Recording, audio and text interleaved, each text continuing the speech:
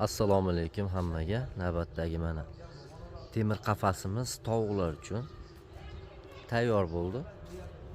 Uzunligi 3 metr, tuxumdoni hisobi bilan 3.45 alohida tuxumdoni bor. Ikkiga ajratilgan 2 xonali tuxumdoni. Mana bu yerda tuxumini tashqarida turib bemalol olib foydalanish mumkin. Ranglari esa salatoviy. Eshiklari 2 ga ajratilgan, 2 xonaga ajratilgan qafasimiz. Uzunligi 3 metr, eniga 1.15 sm, balandligi 1.70 sm ga ajratilgan.